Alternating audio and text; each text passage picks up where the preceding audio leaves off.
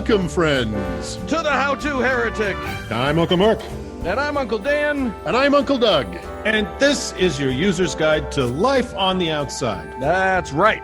Leaving religion is the first step into a larger, better world. But it can also be a scary world. Things work differently now. Never fear. That's why we're here. We're your audio uncles. And with help from good friends and experts in all sorts of fields. We're going to share the stories and seek the knowledge to build a great life. After all, you only get the one that we know of, so you better make the most of it.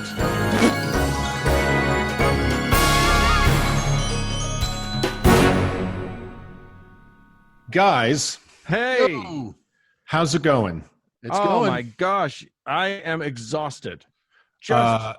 I'm exhausted. We're doing it live. We're doing it live. We've been doing this program, this little internet radio program of ours, for 3 whole years. Yeah. What? 3 years. Every damn Sunday for 3 years. Yeah. So we decided to do a live show. We've got a Zoom full of beautiful faces. Yeah. That we are looking at, that listeners at home don't get to see, but maybe we'll throw it up on I think we're going to try and get it up on the YouTube.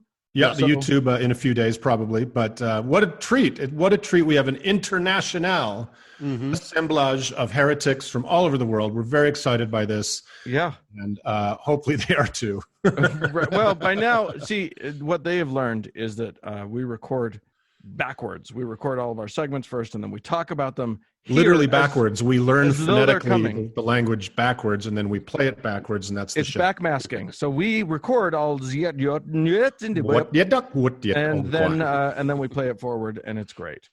So yeah, fun show. We're going to start with Uncle Doug as his dream of being a game show host. That's right. The closest I've ever gotten to my dream of being a literal Guy Smiley. We're going to play a game, another version of Square That Circle, but with a live audience this time. But with real people, not just us. So yes. With real people getting lucky with stupid questions. Yes, and there will be prizes. And then we're going to reflect a little bit on 3 wasted years. Yeah, exactly. And there won't be prizes for that, except the journey. The journey is the destination. That's right. That one.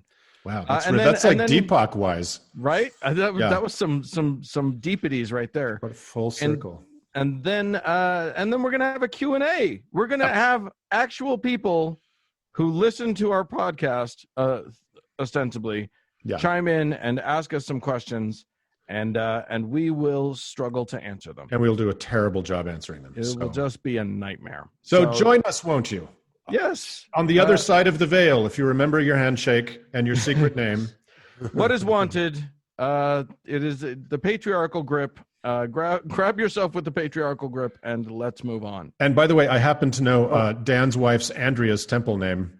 Oh, that's true. And I will reveal it now, and it is Ruth. Oh, Ruthie Ruth. All right, there you go. I'll see you on the other side of the veil, Ruth. Okay. We'll call everyone forward from the afterlife or whatever. All right, let's do it.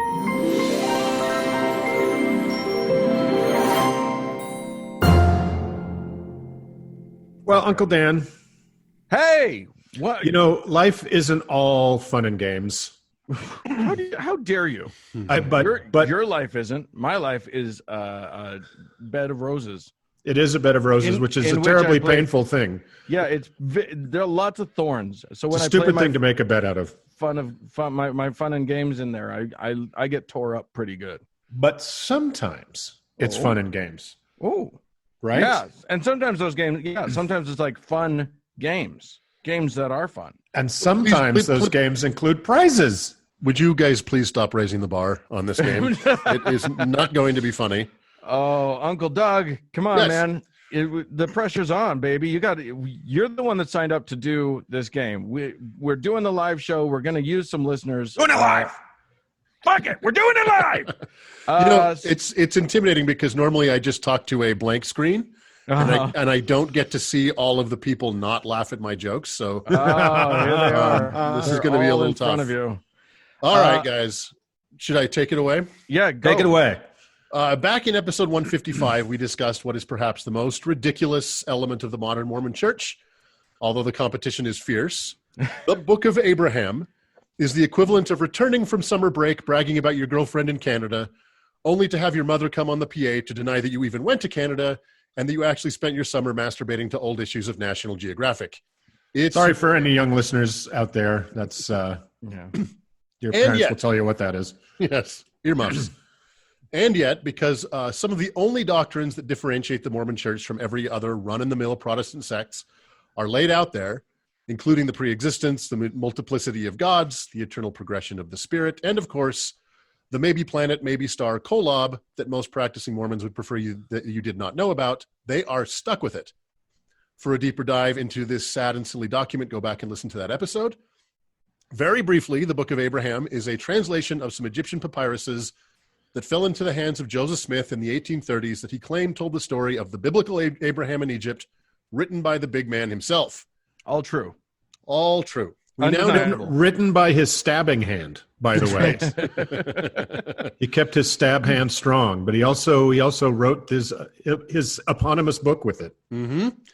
We now know exactly what these papyruses actually say. And before anybody asks me, and Uncle Mark took me to task for this, the plural of papyrus is papyri or papyruses. So, oh wow, what? I stuck with the one. I'm not changing streams now. So it's papyri. You're wrong. Mm-hmm. I just go with moose. The charitable term for what Joseph claimed that these things said is, quote, bullshit, end quote. But if what Joseph claimed is bullshit, then doubt must be cast on the other translations of Joseph, calling into question the legitimacy as a prophet, therefore shaking the very foundations of the Mormon Church. Yeah, I don't like it. So stuck with the choice of trying to explain these contradictions or spending the rest of your life with your fingers in your ears proclaiming, nah, nah, nah, nah. Apologists have wasted long hours and barrels of ink trying to do just that, the results of which are what we call here in the business comedy gold. I thought today we could dig into some of these... comedy golden plates. Nobody's ever actually seen the gold. We just claim it. Comedy there were no witnesses. I thought today we could dig into some of these apologetics with nobody's favorite game, Square That Circle. We need a Square That Circle theme. We do. Yeah. So the rules of the game are simple. We will choose a contestant. I will set out one apologet or one problem with the Book of Abraham. Read apologetics, one of which is a real Mormon apologetic. The other two are written by yours truly. Your job is to guess which one is true, I guess is the wrong word for it, but not written by me. And the winner will, of course, receive a How to Heretic t-shirt. So, woo. That is like the one Hal Prentice is sporting right now, his beautiful Heretic shirt. There are stakes for this thing. Not only that. Okay, so let us begin with choosing a contestant, boys. All right. I'll choose anyone who wants to be a contestant. Wave your hands furiously, and I'll choose the first one. All right. And the first one will be Nick. I see Nick waving his hand. There may be more than one Nick, I hope. But Nick, unmute yourself and say hello. Hello. Hello, Nick. That's the one. How are you doing today? I'm doing all right. Yourselves? We're good. And where are you in this fine world? I am in central Pennsylvania. All right. We get a lot of Pennsylvanians. Yeah. In our Remember Zooms. that? I think our first Zoom meeting, Pennsylvania won like all the prizes. I don't know what was going on, but all right, that's good. Yeah. Nick, Doug. Here's Nick. Take it away. Hello, Nick. Are you ready? Yeah. All right. Here we go. Now, Nick, quick question: do you have have any experience with the Mormon spectrum? Are you any part of the big vanilla umbrella of Mormonism? No, I grew up Pentecostal evangelical. All right. Well, this will all be Greek to you, so enjoy. This is delightful. Yeah. Okay, Nick. Here we go. The Book of Abraham, to this very day, begins with this statement by Joseph Smith. Quote, "A translation of some ancient records that have fallen into our hands from the catacombs of Egypt. The writings of Abraham while he was in Egypt, called the Book of Abraham, written by his own hand upon papyrus." End quote. This statement presents several problems before we even get into the text of the Book of Abraham. Joseph emphatically and unquestionably states that the translation he is putting forth is A, this isn't the question yet, this is just laying out the context, that is A, directly translated from the papyruses that he has purchased, and B, that they chronicle the trials and tribulations of Abraham while in Egypt, and C, that these chronicles were written by none other than the father of Judaism, Christianity, and Islam himself. We know now, beyond a shadow of a doubt, that these papyruses... It was B. God damn it. Did I get it? Andrew, stop paying attention. Sorry, Nick. Is that bad? Oh, sorry. Mark. Yeah. We now know beyond a shadow of a doubt that these papyruses were ordinary funerary texts from the Book of Breathing that were buried with all Egyptians at the time. They made no mention whatever of Abraham or any of the things that Joseph put forth. They were written 1500 to 25 years BCE, when Abraham may have lived, if he lived at all. And of course, they were not written by the hand of Abraham. So let's start with the last claim first. As in a forest of fantastical claims, this is the most fantastic. Joseph was too much the fabulous to simply say this was a story about Abraham, but that was written by Abraham himself. The fact that everything from the date to the contents of the papyruses contradict this claim. How do the good people at fairmormon.org square that circle? Is it A, quote, by his own hand, was a common way at the time for subsequent scribes to attribute authorship to the original writer, much the same way that an author's name appears on a book, even though it was the printing press that actually put the ink on the paper? Is it B, papyruses were delicate mediums, and so the original writings of Abraham in 2500 BCE were never going to last into the modern era, so Abraham would from time to time possess scribes in ancient Egypt to transcribe his writings, ensuring their survival. So by his own hand, while not literally true, was at least spiritually true, and it fits nicely into the Conjuring universe. Or was it C?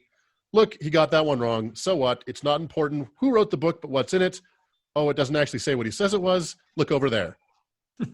So the jingly keys option. Right. So A, by his own hand, means that he was the author, if not the actual writer.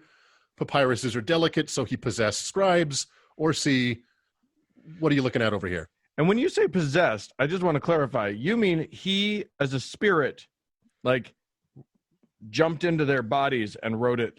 Rather than purchase them, which is also an option. And you're already putting more thought into this than they have. Okay. All right. Sorry. So, Nick, it's on you. What's your answer? I'm going to go with A on this one. Ding, ding, ding. Oh, there he goes. Answer. Way to go, Nick. There he goes. Nick, congratulations. Congratulations. That's right. So, Nick, the Book of Abraham was never meant to be a holographic work. Holographic, by the way, is one of those $10 words that Mormon apologists employ to make their argument smarter than they are. It means a document that is specifically and literally written by its author. This is their argument, again, even though it's an exact contradiction to what Joseph Smith said. So congratulations, you won. Yes. Well, yes. So send me an email, Nick, to how to Heretic, and if you want to go to our Heretic boutique on our website, you can go there and pick a T-shirt and send me a link to it, and we will get that sent out to you. Sure. Thanks, uncles. Congratulations. All right. Mute yourself back up, and Uncle Mark, why don't you pick our next? Everybody, wave your hands furiously if you want to be chosen. And Uncle Mark, this is a lot of pressure. The chooser. So, all right, look, the Shul clan looks really, really excited about this. Oh my! Yeah, and they have an automatic phone a friend since there's 3 of them there. So right, there's 3 I can see. Maybe there's more. Shul clan, unmute and talk to us. What is up? How are you? Come on. So we are fantastic. We're here in Fort Worth, and it's better out here than it is out there. So yeah. Oh, okay. What is a Fort Worth? What is it worth? Yeah. Right, Dallas. What a great joke that was. Uncle Doug, why don't you take over? All right, Shul family. Good to see you, and thanks for playing. Again, to Uncle Mark's question, are you guys ex-Mormons, affiliated with Mormonism? We are all ex-Mormon. I served a mission almost 10 years ago in Tacoma, Washington. Oof. What was it like learning the language? It was very easy. They speak almost English there. And it's, okay, nice. Awesome. All right, well, welcome. So moving on to the next question, let's talk about Kolob. Can we talk about Kolob? Yay, Kolob talk. Hey. Let's hi there, shall we? But before we talk about Kolob, can we just give an honorable mention to my other favorite star in the book of Abraham? Yes. What was it? Cocoa Beam? Cocoa Beam. Cocoa Beam, that's right. It's a creative firmament that the Mormons have. You can tell when an author's just running out of names, just running on fumes, right? His creativity was a mile wide and an inch deep. Yeah, exactly. So, all right. In chapter 3, Abraham must be somewhere outside of Barstow because the drugs are beginning to take hold. Abraham is being whisked around the cosmos in the most confusing exposition scene this side of the second Matrix film. Starting in verse 2, we get the following. Quote, "And I saw the stars, they were very great, and that one of them was nearest unto the throne of God, and there were many great ones which are near unto it. The Lord said unto me, These are the governing ones. The name of the great one is Kolob, because it is near unto me. For I am the Lord thy God. I have set this one to govern all those which belong to the same order as that upon which thou standest. Kolob was after the manner of the Lord, according to its times and seasons, the revelations thereof. That one revolution was a day unto the Lord. After this manner of reckoning, it's been 1,000 years according to the time appointed unto that whereon thou standest. This is the reckoning of the Lord's time according to the reckoning of Kolob." Fall asleep just listening to that. That all sounded like Tacoma speak to me. I don't understand a word of it. Yeah. They should teach that in creative writing classes as narrative clarity. Right? Getting from A to B efficiently. So there's a lot to pick apart here, but let's just stay with the rotations of Kolob. First and most obviously, how does the rotation of the nearest star have any bearing on how you would mark time? One would not mark time by the rotation of mark time by the rotation upon which one stands. And by definition, stars don't have seasons as we know them. Terrestrial seasons are based on the axial shift and orbital rate of an orbiting planet. It's the same way that if I go out and stay in the sun too long, I get sunburned. The sun does not get Doug burned. You don't know. You could be really hurting the sun right now. Could I just tell you, my ginger little brother, if he looks at a artist's rendering, a courtroom artist's rendering of the sun, he will get burned. Speaking of which, yeah. Igor, you got to change your background before I'll have to put some sunscreen on. So, okay. Leaving aside, of course, that Joseph's description of how Kolob governs the other great stars in the region and how it manages to govern time in our own distant planet does not make any sense at all in either Newtonian physics, which Joseph could have known about, or Einsteinian physics, which he could not have known about unless he was, of course, a prophet of God. Inspired by Jesus. How does the renowned Book of Abraham apologist John Gee explain these contradictions in his brain cell killing article, The Larger Issue? By the way, if you are tempted to read this article, I would recommend instead that you buy 2 liters of Coca-Cola to use in a sinus flush. It's equally painful and useless, but at least then you'd have some Coca-Cola.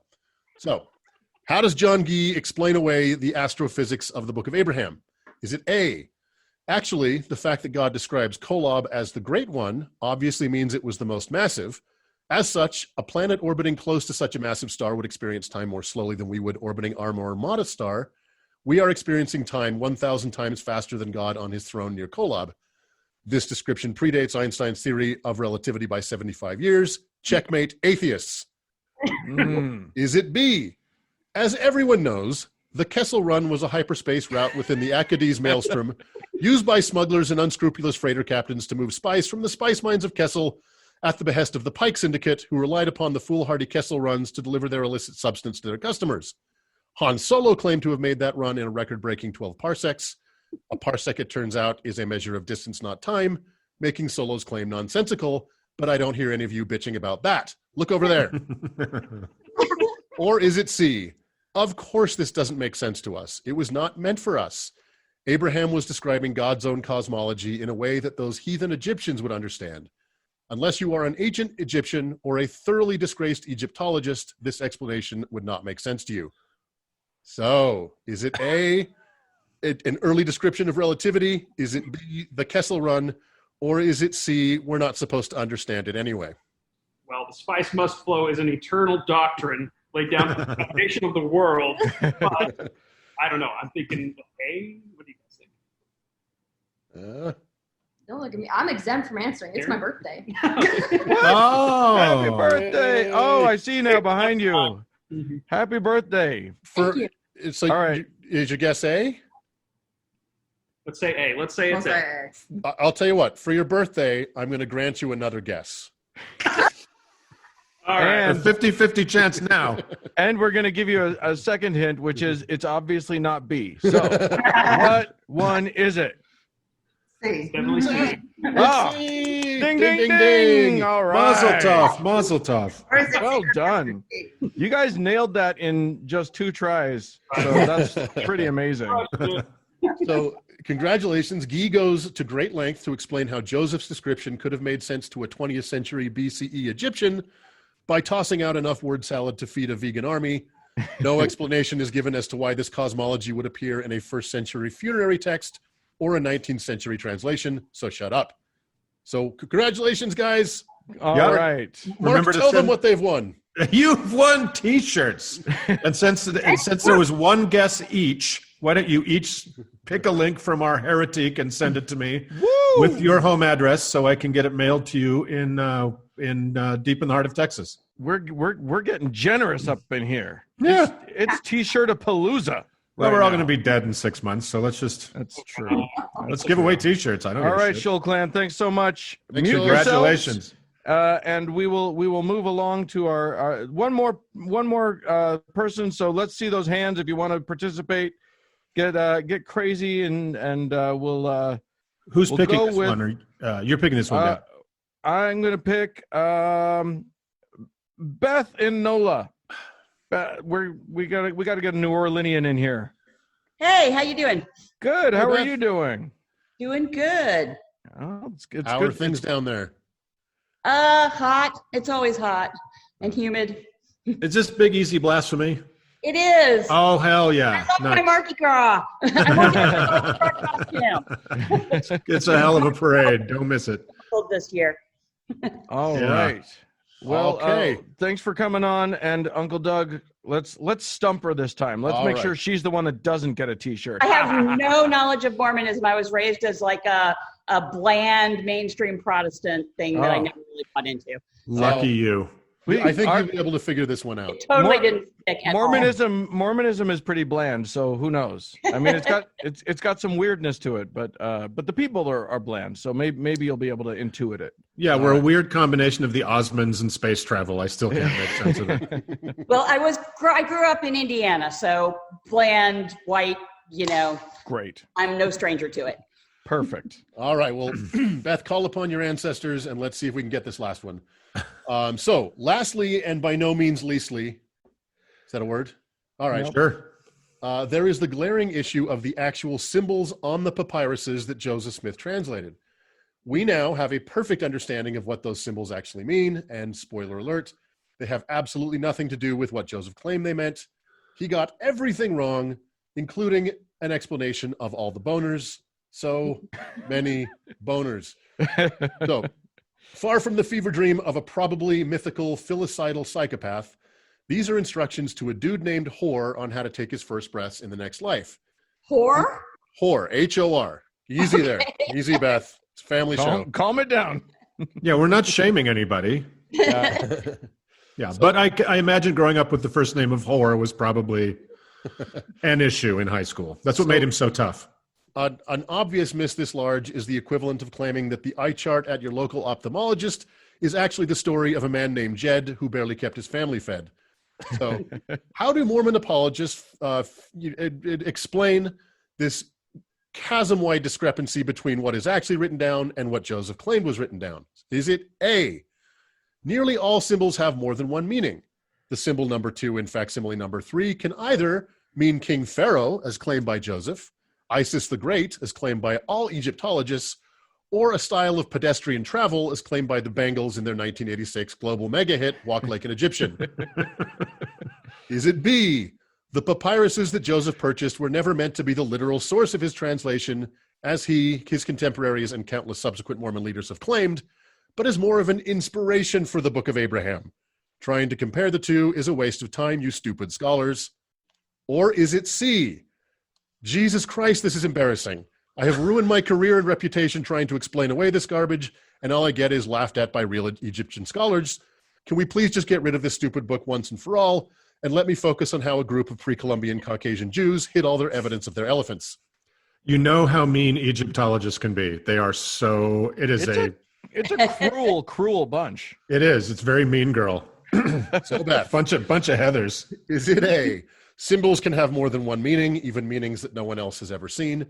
Is it B, the papyruses were just mere inspiration? Or is it C, oh my God, this is embarrassing? I would love it to be C, but let's go with B. B it is. Ding, ding, ding. Oh, man, we That's didn't right. save a T-shirt at all on that one. All right. Like all religious apologetics, when they're finally cornered, it's just magic. So congratulations, Beth. You are correct. There you go. Beth, next time you go to a Mardi Gras parade and you want to show your boobs, make sure you lift that How to Heretic shirt that we give you. Yeah, we don't do that. That's actually the tourists and all down Bourbon Street, and we don't go anywhere near their Mardi Gras. Our Mardi Gras is a much more interesting and fun thing. Where are you in New Orleans? I live uptown New Orleans, kind of like near Tulane University and Loyola University. So up St. nice. Charles Avenue. My sister went to Loyola, New Orleans. I can hear the streetcar from my house. There you nice. go. Wonderful. Okay. Well, again, just send an email to Uncle Mark, and he'll hook you up with the shirt of your choosing. And we'll but it's on you to send that email. Of We course. are not industrious. Got it. All right, Uncle Doug, take us home. What have we learned from all of this? Oh my God, do I have to have a lesson for this? We should at least have a closing prayer. The lesson Yeah, is, that's true. when you see something like that in your holy book, question your holy book. So, Yeah, that's fair. All right. Well, All thanks right. everybody for all of your participation. We sure do appreciate it. Yeah, congrats to move all the on? winners. Nobody, Yeah. There's no losers at the How to Heretic other than these three guys. So Other than the uncles. So All let's move on. let's moving move on.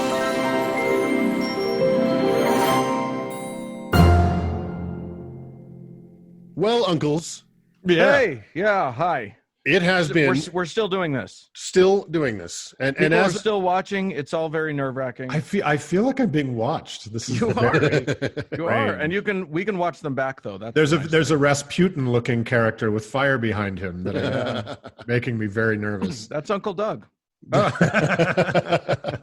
well, dear uncles, it's been unbelievably 3 years since the two of you began this podcast, and I joined sometime later than that. But that's 1 year for each uncle. Yeah. So a lot's That's happened. insane. It is You- insane. Does it feel like it's been 3 years? I mean, the last 6 months feel like they've been 3 years. Yeah. But does it feel like, to me, it feel like if you told me, I have no sense of time. I'm terrible with time anyway. But if you told me that like it had been a year and a half, I would totally believe you. Yeah. In the podcast, in the way I think about the podcast, it seems like it's just been yesterday. But when Yeah. I try and think back that we began this in September, October of 2017, that seems like 1,000 years ago. I mean, Yeah. how naive were we back then? Well, Just well, idiots. our friend Tori Glass was saying she texted me and said she was listening to an episode from 2018. She's like, "Oh my God, life was so good." We were were so recording in dumb. the same room together. Yeah. Yeah. Yeah. Literally, I'm the only one in our recording studio, which feels sad and lonely, and We were open mouth kissing each other when we met up every week. oh yeah, it was Yeah. which was weird because you two are brothers, and I felt left out a lot of the time. Yeah. You've had this connection for a long I time. mean, no tongue. It was Yeah. not weird. And Uncle Dan, you were always the mayonnaise in the white bread sandwich, so it wasn't totally weird. yeah. So, I But if thought you we- think about it, Doug, it feels like a brief time, but we have done. I looked it up. We've done 471 segments or interviews Oh. in what feels like. I know it feels like it just barely happened. It's like, no. Yeah. and as you know, I as had we, to read a lot of terrible articles to get there. as we Yeah. prepare each week to do our segments, it seems like we've only just scratched the surface. Because our spreadsheet that we kind of use as a guide to kind of track segments we've done or segments we might end up doing only gets longer. It just does not get shorter. Well, and what's funny is, Uncle Mark, you remember when we first were planning this, and we were ready. We put some months in before we ever did this because we wanted to be sure that this was a thing that we'd be able to do, and that it A was very very unusual sustainable. thing for podcasters to do is plan ahead, but we Right, actually yeah, did that. and we literally like compiled a whole bunch of different possible topics, just so that we knew we could make it through, a year's worth of stuff. So we wanted to make sure we had enough stuff for segments going out at least a year, because we were genuinely, there was like some concern that we might run out of religious hooey to investigate. Yeah. We're not there yet. So I keep the spreadsheet pretty updated. And if you just look at, the boxes that are filled in versus the ones that aren't, we're not a third of the way through. And I find whenever I'm doing research into, one of these cults or whatever, and our friend Ivana sent me down this whole new rabbit hole about this kind of Mormon semi-fiction that I'm going to be doing soon, you end up with like 6 more topics. Yeah. Right? Oh yeah. Every rabbit hole you go down has offshoots that you're just, whoa, I need to come back to that. And I mean, we get suggestions for segments from listeners, and please keep them coming. Yeah, we love it. I mean, Devin just sent me one the other day, and if the current administration, let's say, isn't if there's one place in the world that it's making life better, it's for atheist podcasters, because every day there's some new kook. A week ago I didn't know the name of this new Supreme Court nominee. Yeah, I mean, that's a silver lining to consider as we're all lining up to go inside the barbed wire at the camp. Every silver lining has a mushroom cloud. Yeah. Oh man, I want to, since we're reflecting, I mean, this segment is about us sort of reflecting on the last 3 years. I wanted to throw it out there, like, one of the things that we set out to do was to help people sort of challenge some of their preconceived ideas, some of their religious upbringing and whatever. And what I've found is I have challenged a lot of I've discovered, I've been out of religion for 25 years or something, 25 years maybe. And I keep finding my own preconceived notions that need to be challenged. And I think that's kind of fun. Not just Bible stories that were not what I thought they were, which is one of my favorite things now, is to just find Bible stories and then think that I know what they are, and then just actually read the text and go, oh, fuck, that doesn't say anything like what I thought it said. Yeah. Right. But and like most of us, we haven't read those stories, really read them since we were told them as children. Right. And when you read it and you're looking through the lens of, I have to believe this. I already believe this, even though I've never read it before. Now I'm reading it, but I still already have to believe it. Yeah. You read it totally differently. So going back and reading it through the lens of like, this is probably bullshit. Let's see what it just says. Yeah. Like when I did, Abraham and Isaac a week ago or whatever it was. And it's just like, there's nothing there except a guy heard a voice and went to kill his kid, and the voice said don't, and he didn't. That's the whole story. And other than he abandoned his slave that bore his child and his child in the desert before that. Yeah. Yay, Abraham. Great stuff. But good stuff. Going back to what you said about, your own kind of preconceptions and bullshit being challenged, I for sure have had that. Like, I think I started on this journey a much more strident atheist than I am now. Oh, interesting. I think that religion, I'm again it. Yeah. But I've definitely discovered a lot more nuance in for instance, when we were talking about the public universal friend, who was kind of this non-binary character before, in revolutionary America, before that was even a thing, understood, sometimes religion was the only venue certain people had to express themselves or their opinions or their, exercise their freedom in some way, because it was the pulpit was the only public place in a weird way. Right. Right. So yeah. I think that a lot of brilliant people that and we've talked about a lot of them, that had they not been shackled to their time, they would have done something else much more interesting. But it's the tools they had at their disposal is one lesson I've taken from it, Yeah. And I shifting gears a wee bit, I've always said, and I said this on the show, I don't remember when, but that there is a scripture in the Bible that I find quite hopeful, and it's Proverbs 14:1, I thought it was the one that said the end. It's about as hopeful as it gets. Yeah. Proverbs 14:1 says, "The fool hath said in his heart, there is no God. They are corrupt. They that have done abominable works, there is none that doeth good." And what I take to be so great about that is somewhere when that book was written, 1400 or so years BCE, there were people, even that didn't have the scientific evidence that we have and everything that we know, that still listened to their priests and leaned over to the guy next to him and said, "You don't think this is bullshit, right?" Atheists go back. We have a proud history. Yeah. It goes back. And even though religions have spent the last several thousand years trying to repress it or literally burn it at the stake, that skepticism has survived and thrived. And you know, one of the biggest complaints may not be the wrong word. One of the biggest hardships of people who've recently left religion is that religion, one of the few positive things it provided to them was a sense of community. And that when you become an atheist, you abandon religion, it's oftentimes very lonely, and you kind of struggle to find that sense of community. And, you know, for the past 3 years, and we're not the first and we're not the only, and we'll never be the last to do this, but here we are building community, right? This is the community that we all left behind in church, but doesn't belong to religion. It is what we make of it. So I find someday we'll meet some of you. That's right. Someday we'll do a live show, live show. I'm going to go do it in Moscow because it looks toasty there. Yeah. Nice and warm. Yeah.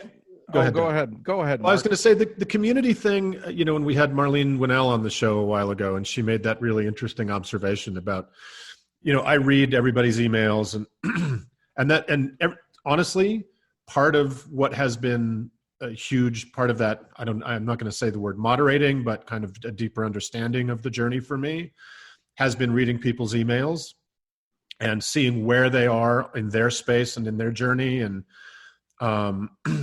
you know, we don't require everybody to be as dyed in the wool as we are. And that's also not very common in a lot of atheist podcasting.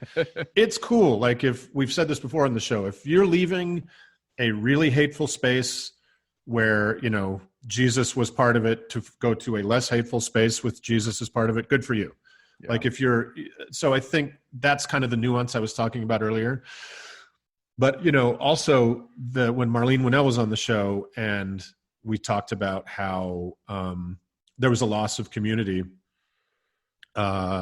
she's like, well, is it realistic to expect that there's going to be the same kind of community when you leave that?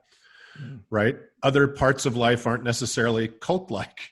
Right. So that intense focus on the community maybe doesn't necessarily exist, but it does in things like, you know, movie fandom, sports teams. It's just, I don't know. I think there are unrealistic expectations sometimes that you're just going to have a one-to-one replacement of those people that were ostensibly there for you. Considering most of the people who were at my church, I don't need a one-to-one replacement. I can let most of them go completely. Yeah. So it's I funny. don't need a congregation of hundreds to fill the gap. We were talking about this earlier about, I think the three of us were talking about ice cream socials. Yeah. And it's a weird Mormon tradition that's now gone. It's not exclusive to Mormons, but Mormons did it, and I think they probably perfected it. Does anybody remember ice cream? Wave if you remember ice cream socials. They were huge. And then they got rid of them. And what they were was just what it sounds like, obviously, but Mormons like them some ice cream. And I defy any other demographic on the planet to take our trophy. But, you know, once a year, I think it was like in August, or it was just kind of the waning days of summer, everybody would bring their homemade ice cream to the church backyard. We'd set up big tables covered in dry ice. And as a kid, you would just eat all you want. Just all you want. Yeah. And it was lovely. It was fantastic. Yeah. And it might have been my only fond memory of Mormonism. So, and then Boyd K. Packer came along and saw how much fun people were having, and he canceled it. But yeah, I mean, I don't know why that can't obviously be recreated in any other community in the world. And other than that, I don't miss a goddamn thing about being a Mormon. No. I just don't at all. And I think oh, go ahead. Please. Well, I was gonna take it in a slightly different direction, which is that, like, yeah, we grew up Mormon, and the shit, it sucked and whatever. And one of the things that I have learned, because I was talking about my own preconceived notions going into this show. One of the things that I have learned, and some of it's the fact that, like, our country's falling apart, and we elected the guy that we elected to be our president, and it made me rethink everything about everything. But also just, as we explore humanity, and we explore that, religions that are supposed to be the peaceful ones end up not being any more peaceful than anybody else. Like, once they get into power, they do the same thing that all the religions do when they get into power. And, I used to have this idea that human beings are sort of inherently good, and some people turn on that goodness, and now I don't believe that anymore. I believe in, like, not being humans not being good or bad, but just complicated monkeys that, like, have there's a lot of shit going on, and if things work out well for you, then you'll have a good grounding to be a good person. When things goes pear-shaped for you, you might be a dick. And it, like, I think this show has helped me see that, and human beings aren't even inherently logical creatures. It's so easy for humans to talk misled. Ourselves into some ridiculous belief, and we can believe it so easily. And once we're in, we can believe anything. We can believe that a guy whose head came off picked it up and walked with it for 5 miles. Humans, like, that are alive right now kind of quasi believe that shit. Yeah. And I think, building on what you're saying, Dan, what I've really learned is to really look at even some of the more loony kind of religious people, really to look at them as victims. Yeah. Right. That, it's easy to see these kooks as bad guys, but, and some of them are true villains. I'm not saying that's not true. There are terrible fucking people who are perpetuating this garbage consciously. But then there's just kind of the rank and file, American evangelicals, or the rank and file, even cult members, and they're victims. I've been watching The Vow. Have anybody? You guys been watching The Vow on? Is so it HBO? Good. I think it's so good. It's we scooped them. We talked about NXIVM before. We beat HBO to the punch, and right. I think the money proves that. Yeah, but, exactly. But that is not a cult made up of morons. No, that's not a cult made up of uneducated people. They are, except the guy who's the protagonist in the story is also the director of What the Bleep Do We Know, which is one of the most garbage movies ever made about woo and all that shit. It's got Ramtha in it. It's got everything. Yeah. But I mean, that's part of the thing, right? He's not an idiot. He's a smart enough guy. He just happens to be susceptible to woo. And guess what? So many very smart people are susceptible to such stupid beliefs. And that's kind of the point of the show. It's just that we want to inoculate ourselves a little bit against the world's dumbest beliefs. Well, if you believe in vaccines, which is well, and there's each their own. There's sure. I didn't start thinking about religion or atheism at the beginning of the show. I mean, we had long since found our way to where we kind of are now, and talked about it ad nauseum together. But each week I'm forced by having to come up with some kind of content to carry the two of you. I have to look into various religions and cults. We brought you into the show. We can take you out. But here's the thing: the trial period isn't over, Doug. I don't know if you know that. I try very hard never to be susceptible to stuff, but as I've read about these cults and these religions and these movements and these stories, I've had my mind expanded, and I've learned new stuff, and I've seen connections I didn't know about before. But there has never been a moment where researching everything from the Celestine prophecy to karma to, you know, fortune cookies is one of my favorite ones you did. Fortune cookies. I loved the fortune cookie one. I've never had a moment where I've gone, you know what? There's something here. Not once. And I think that speaks to the fact that once you kind of break with the cult, whatever that cult is, you are somewhat inoculated. You're never fully immune. None of us are, but you're certainly inoculated to the dumbest stuff. I think once you see behind that curtain, it's so hard to go back out into the theater, right? Yeah, a friend of mine who's Mormon, not long after I left, asked me what it would take for me to come back to the church. And, you know, I didn't mean this to be a shitty thing to say, but I said it's some kind of brain trauma. And I don't mean, all I mean is that I would have to somehow not know all of the things that I now know. Yeah. And I would have to hit my head very hard and in the exact right place, forget about these things, because otherwise I know them now and I cannot unknow them. And once you get can't down, unring a bell. Oh my God. If you get amnesia and go back to being the insufferable fucking Mormon you used to be, I will kill you myself. And I do that out of love. That's in my living will. in there, and along with the curved dagger I want you to use. Right. Shing. Yeah. So here we are, champions against all the fun, magical thinking of the world, working to slay those dragons out there. I don't know. It's been a great 3 years. That's all I'm saying. Yeah, it's been a great 3 years, and we'll see if we can get to 4. Well, and not to be too sappy, but it's also been a hellacious 3 years.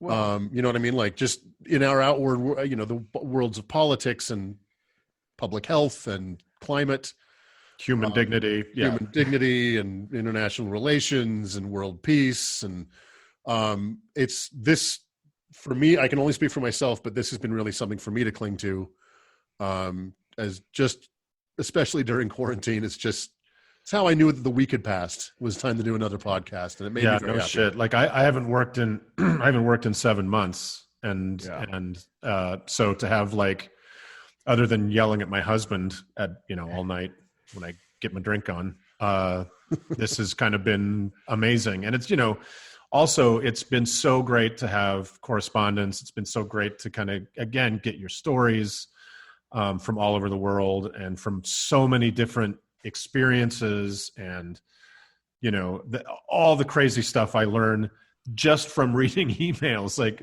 it's one thing to do the research for a segment, but to hear people coming out of every kind of different religious experience, and I'm like, fuck, I thought I had it bad. So thanks for having worse experiences than me, I guess, everybody. Yeah, your horrible lives make us feel better, and that's what's important. Schadenfreude is the fuel of this here podcast. It's the only thing I feel anymore. Yeah. Oh, you guys, we love you so much. Thanks for hanging with us for this long. Here's to a bunch more time. Should we move on? Let's move on. Let's move on.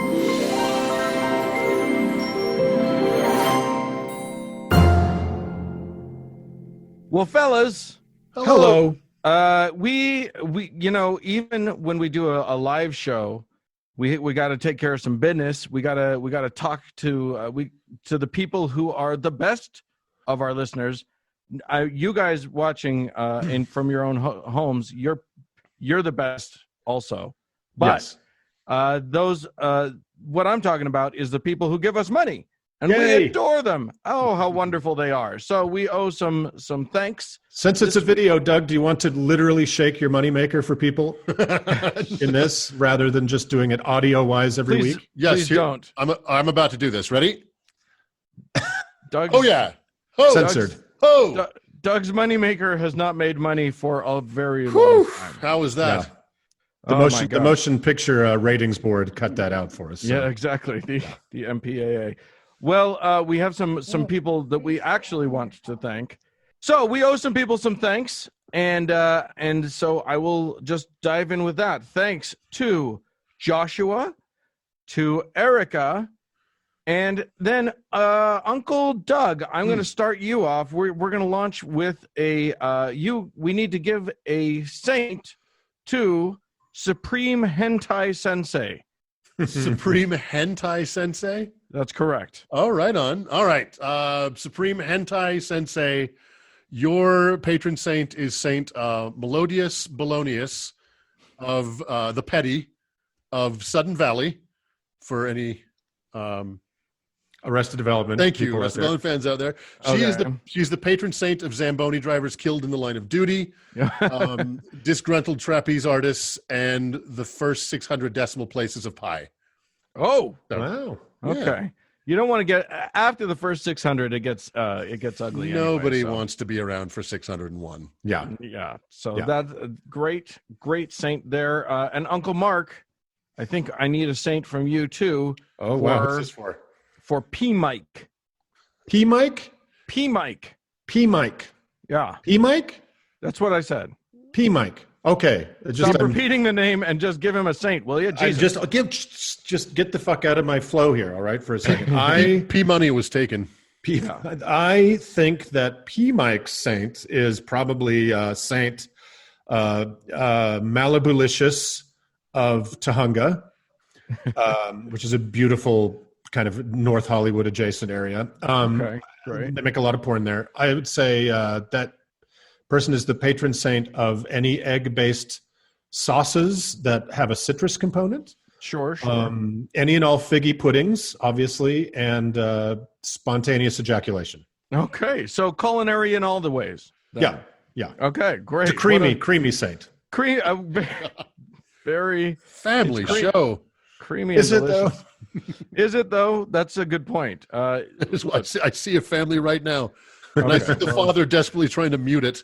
There's a lot of conversations you can have after the show today. So you're welcome. We try to open up the dialogue in the family. I see Uncle Simon and Auntie Amber desperately trying to turn the volume down on their computer. Yeah, good luck with that. Well, to all of our patrons, thank you so much. And to anyone who wishes to become a patron, and why wouldn't you? You can go to howtoheretic.com, click on the support us thing.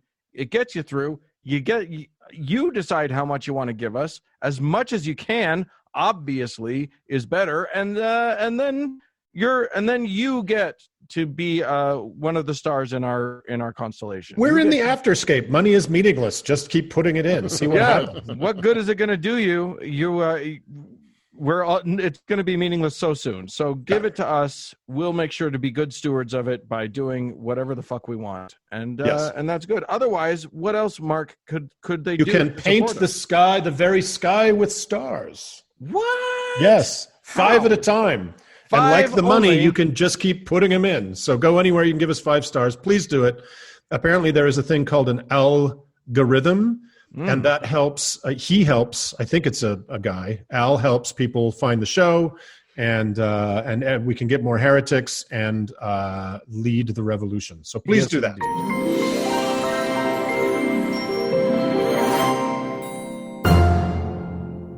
Well, fellas. Hey, hello. there. You know, as we mentioned in the table of contents, we're kind of doing it's kind of a live-ish situation here. We've gone crazy. It is madness. We have a studio audience. We have a live on tape. Like Charles in Charge, we have a studio audience. That's right. Cheers. Yeah. Oh, so one of the things that's neat about that is that if we allow them, these people can interact with us, as we learned on the first segment of the show. So, in a germ-free environment, it is an age of wonders. I mean, it may not be. We're not passing any germs back and forth. They may be. Like my environment currently is germ infested. We are alone in our germy garbage houses together. That's right. Yeah.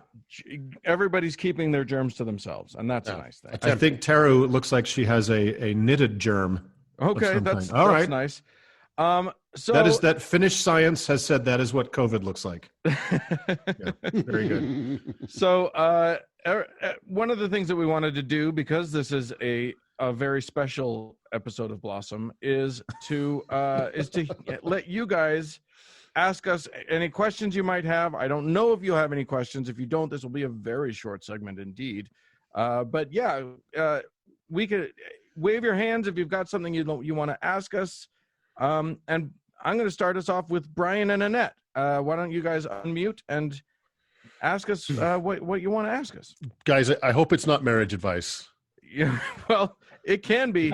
It won't be good. Our question was, how much time do you actually spend preparing for the podcast every week? I think it varies by uncle. Yeah. So some of us are smarter than others, and we don't have to work as hard. I'm going to say I'm probably in the middle. Speaking for myself, I can easily do. My average is probably 8 hours, but for crazy things that are really rabbit hole intensive, I have been known to spend like 20 hours, which is on top of the full-time job I used to have, which was kind of nightmarish. But yeah, and then Doug, I think it's somewhat segment specific. So if it's a deep dive into something like the Mountain Meadows Massacre or the Book of Abraham, I'll spend quite a bit of time on that, and usually more than a week in preparation. I'll be working up to those segments for a little while, because believe it or not, I do want it to be entertaining. And so there's some segments that kind of like Nexium is a good example of a segment that did not take that long to write, because there is just not that much there. Sometimes you find there's not a lot of source material for a topic, like something really obscure you might only be able to find 4 little tidbits on. So, but there are subjects where it's just an unending series of rabbit holes. Yeah, where you've just got to stop at some point to be like, I gotta find a way out of this now. I don't know how I'm going to do it. I got to go to bed. Yeah, the rabbit holes are an interesting thing, because there have been, and you guys tell me if this has happened to you. There have been a number of times when I've been researching one thing, hit a rabbit hole, and gone, "Oh shit, that's way more interesting." Yeah, totally. And then discard the topic, shift gears entirely, and go to the rabbit hole instead of what I thought was going to be the original topic. Yeah. Yeah. But there's a lot of world building we've done in 3 years where we don't have to spend as much time on some of the fundamentals, because we've either ingrained it in our own brains, or we've covered it ad nauseum on the show that we can kind of extend out into more, so to speak, advanced topics without so much context and so much background. Yeah, no illusions told me that he considers himself the world's most reluctant religious scholar, and and I definitely get it now. Yeah. And in case anybody missed it, I'm the one that Mark was insinuating doesn't put any work into it. It could have been one of the other uncles too. Yeah. Well, yeah. Well, and just because we're confessing, I write down pretty much everything I say.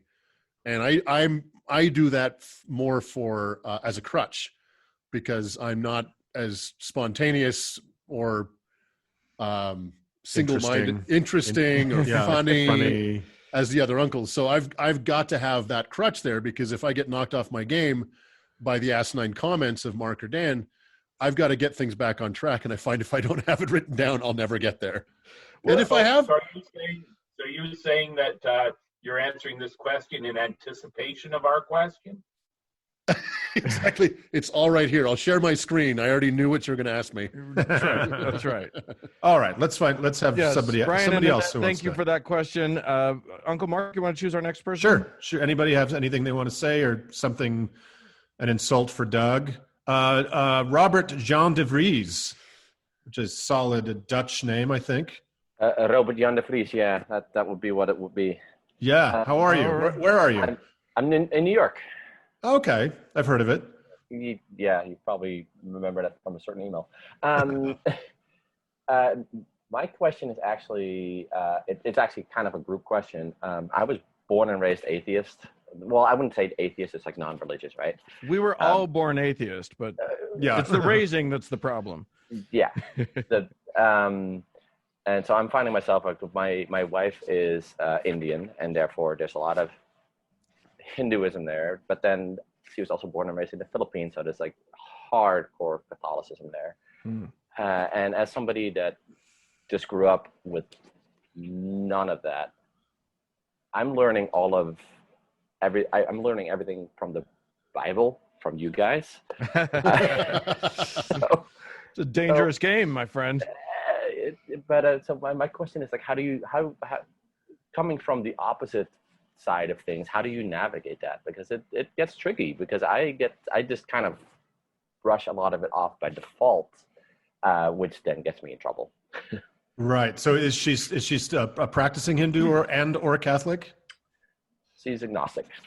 She's agnostic. So yeah, I really struggle with imagining myself in a mixed faith. Not that she's necessarily of a faith, but she has so much programming and experience from both of those pretty high demand situations, right? I guess the one upside is that Catholicism is also kind of polytheistic, so maybe it makes sense.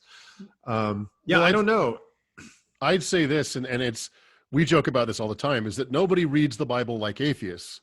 No one reads the Bible as carefully and thoroughly as atheists do. Right. And as a religious person, you're not really taught the Bible. You are given cherry-picked segments of the Bible out of context and sanitized in a way that has very little to do with the actual story or meaning. So, from your perspective, just picking up this book and starting to read it is as foreign a book to most religious people, as you can get. It is not the book they've actually grown up with, because no one sits down and goes to Genesis 1:1 and reads the book through Revelation. You except us, except atheists, exactly. So don't do it, John. Don't. It's just Robert. Don't do it. It's just like look, getting it through us is about as hopefully painless a way as you can get Bible stories. So, but is she still kind of struggling with deconversion or deprogramming or anything like that? Or you're on mute, Rob. You're on mute. There you go. No. So it doesn't really cause a lot of friction necessarily in your marriage.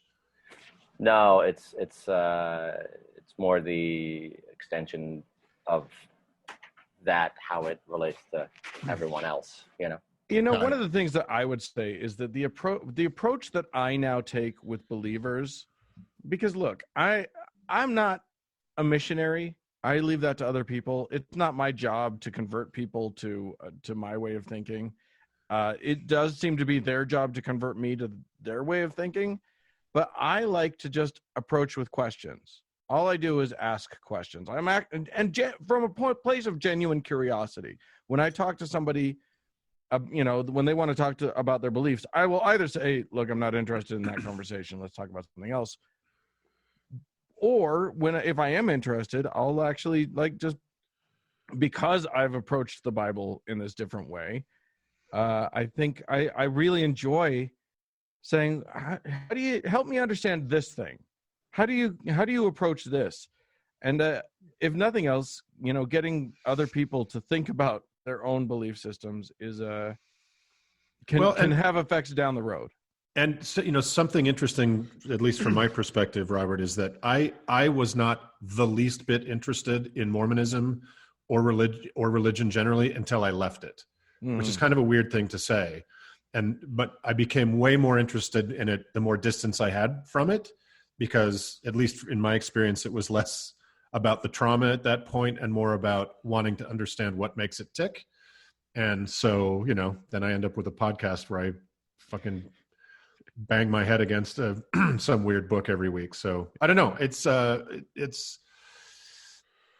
I don't know how she's never going to get all that stuff out of her head. It's just, they're both kind of huge propositions. You're never going to get it all in there. It's too late. You're too old. Yeah, give up. There's not enough time. Like you'll never be able to get that indoctrination into your head. So you've got to kind of meet somewhere in the middle, I suppose. But if we can help with that at all, we're happy to do it. Yeah. Thanks, Robert. Uncle Doug, why don't you pick somebody else to ask a question? We got a bunch of waivers. We got people waving. Okay. Questions. I see someone named Media on page 3 who is very, very, very interested in a question. I said Uncle Doug choose, Uncle Mark. I'm his big brother. Media, just because I don't want to deal with this later, why don't you go ahead and unmute? Media, how are you? Hi. Hey, Media. Can you hear me okay? Or is the mouse getting in the way? Yep. Great. Where are you calling from? Where? Long time caller, first time, whatever. Hi. I'm in Corpus right now. Corpus Christi. Nice. We moved here like a month ago. The body of Christ. I love it. Is that why you're wearing your mask inside at all times, because you're in Florida? No, I'm in Texas. Doug, where is Corpus Christi, stupid? Texas. But my face is just... Andrea, mute Mark. Hurricane season is the best time to move to Corpus Christi, isn't it? I mean, I found a job within a month, so... Oh, there you go. That's good. And then lost the job, but, Well, that will happen. What's your question? How'd you guys get started? Ooh. How'd we get started? Uncle Mark? So Dan... were you all just drinking and thought it'd be funny, or... That's how most podcasts get started, that's for sure. It actually starts with Uncle Dan and his podcast. Yeah. His other podcast, Thank God I'm Atheist. That's right. Which I started listening to. So it's all my fault that this happened. It's all really weird. So Doug started listening to TGIA. He's like, you got to listen to these guys. They're great. So I tuned in and we both loved the show. And then I was at dinner in town here one night, and this guy runs up to me and says, "Hi, my name's Dan Beecher. I'm from TGIA." And I was like, how did you even know? It was so bizarre, right, Dan? I was like, how did you know who I am? From my perspective, what had happened is, Uncle Mark, you had written an email to us. Yeah. And it was a long, very funny email that you had written. And Frank and I had talked about it, and I was like, who is this guy? And Frank knew who you were. You are a man about town here in Salt Lake City. Salt Lake famous. You are. I buried well. Let me say that. More than that, your mustache at the time was Salt Lake famous, and that's what Frank said to me was, you know who he is? He's the guy with the big mustache, right? So when I saw you walk into that restaurant, I was like, hey, I know that guy. And Andrea knew who you were too. I think maybe she and Jesse knew each other or peripherally or something. It was super weird. It was just like. So I just walked up to you and I was like, hey, you sent me an email. And you were like, no, I don't know who you are. I don't think I did. And from there, we became friends. And then I thought you were funny and I needed a fill-in co-host for TGIA. And you came on and did that and were passable. So that was okay. We did a bunch of those. Yeah, we did several of those. And then Doug sat in on a few. Yeah. And then we just were talking about, I think at one point I just said, hey, should we do a different show? Should we do another show? Yeah. And then the 2016 election happened and we were like, oh, fuck. Like, this is serious. We were like, we've got to do something. Like, what can we do to try to, like, not only for, ourselves, but maybe for other people to push back this darkness a little bit. Because you know what the world needs right now? Another podcast. Yeah, it's true. Yeah, well, so featuring 3 white guys. It doesn't get better than that. And what's even funnier, if you go back to the earliest shows, we did try. I really wanted to have a woman co-host, and we attempted that, and she didn't work out. She was fine, but she didn't work out, and then there was Doug just waiting in the wings. So. And he came. The hunt's not over yet. So yeah, we decided to get into it. And what's funny too is we're not only 3 cis white men, we also are 3 ex-Mormons. And although we didn't know each other, we grew up 3 blocks apart, Dan? Yeah, not too far. Not too far. Which is, so do with that what you will. So there you go. That's the humble origins of this stupid thing. Yeah. Thanks so much, media, for your question. Who else has a question? Doug, why don't you actually pick someone? I think based on the measure of the mustache, we've got to go to Kellum and Jacob Tate Jones, sitting looks like on their porch. Hey guys. Hello. Howdy. Yeah. So to be here and to see all of your love. Oh, I know who you are. I know you are my favorite pinnipedologist. Yes.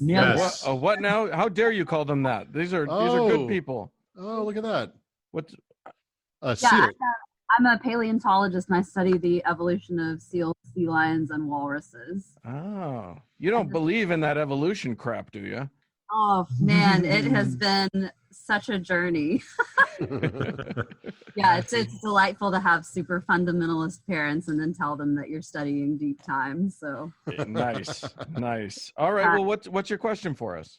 So this question is specifically for Uncle Mark and Uncle Dan or Uncle Doug.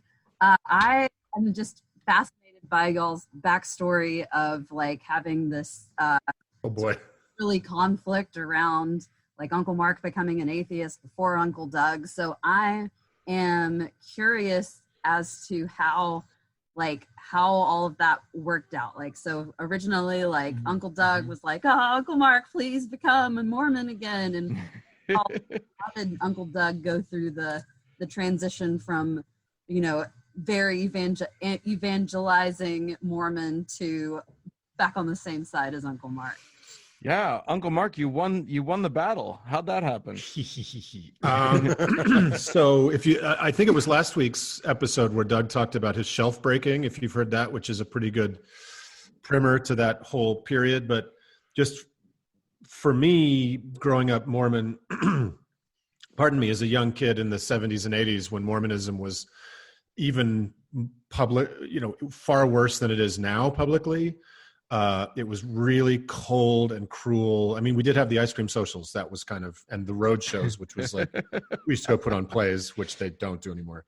Anyway, when my understanding of myself as a queer person, which was not a happy thing to kind of come to realize, began to dawn on me around probably 10, 11, 12, Mormonism was ferociously, still is, but it was ferociously homophobic. So it became pretty clear to me there was never going to be a place at the table for me, but I didn't have any options. Like I didn't know any non-Mormons essentially. The only gay people in media were clowns, were minstrels, right? Were kind of Charles Nelson Riley and Paul Lynde and those kind of people who, debased themselves for laughs. They weren't even out as gay. They were just they flaming, were in. but they were playing, a straight guy on TV or whatever. Yeah, the safest place for a gay man in the 1970s in America was in front of a television camera, which is such a bizarre kind of truth. But anyway, so I kind of just had to play it straight, essentially stay in the closet, keep my head down. But that began to make me see Mormonism from the outside, right? Because I wasn't really an insider. I was always going to be outside of it. So I very early on was just like, either I'm crazy or they're crazy, and I don't know which it is yet. It can be both. This doesn't have to be an either or. But then Doug's 6 years younger than me, so that's a pretty big spread. So I was already like well into my teenage fuck this shit years when Doug was trying very, very hard as the fourth child in our family to please our unpleasable garbage parents, and. So yeah, then it's Doug's story. Well, and I did talk about this quite a bit before, but I think it really comes down to the fact that religious claims are fundamentally irrational, and it doesn't matter the religion, it doesn't matter the cult. There may be some rationality somewhere, or there may be some nugget of, based on a true story somewhere. But by and large, they are irrational beliefs, and we are pattern-seeking animals. We're trying to make sense of our world in a way that is useful and repeatable, and it helps us. And you push those two things together for long enough, and you will either one of the other will break, or both of them will break. And I think if your rational mind breaks first, you become a lifelong religious person. If your religious side breaks first, you can find your way out. Like rationality overwhelms those silly things, and if both sides break first, you become Uncle Mark. So I applied reason and rationality to these things that I truly believed in, always believing that there was some way for it to work. There had to be, that this kooky religion could somehow exist in a world of reason. And eventually, much later than I wish I had, I came to the conclusion that, it doesn't, because it's hokum. And once you have that realization, it is epiphany from which you cannot escape, nor should you want to. Right, and because the other side of that is I've been living this lie my entire life, and everyone in my life has been by commission or omission lying to me. And that's a huge thing to try to wrap your head around as a young person, right? And I wasn't a great student, but I wasn't a dumb kid.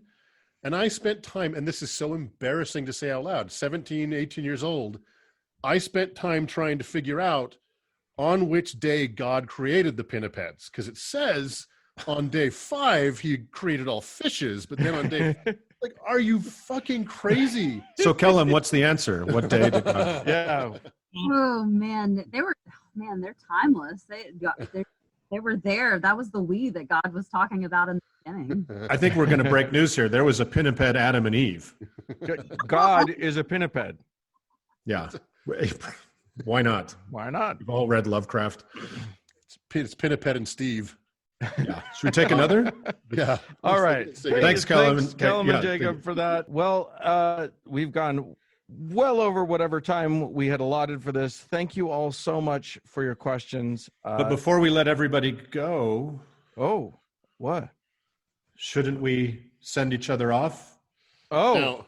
With a proper farewell? We want to do a Hosanna shout. Before we do, I don't remember being told about this. Fortunately, I have some Kleenex handy. So if you don't have a white handkerchief, it doesn't have to be white. It can be a shirt. You can take it off your body. Yeah.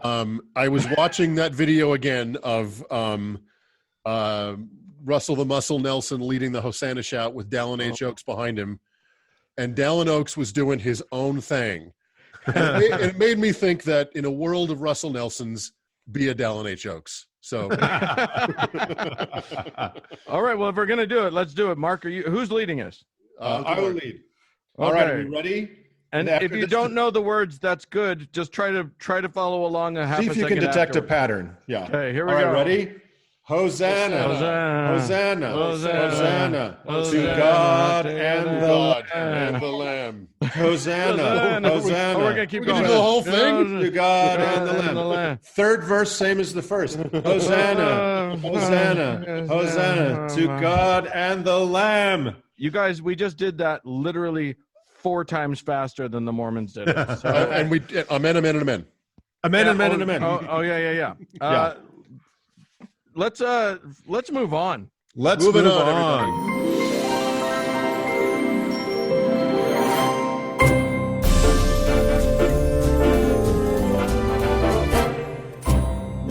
Well, friends, that's it for this week's live show.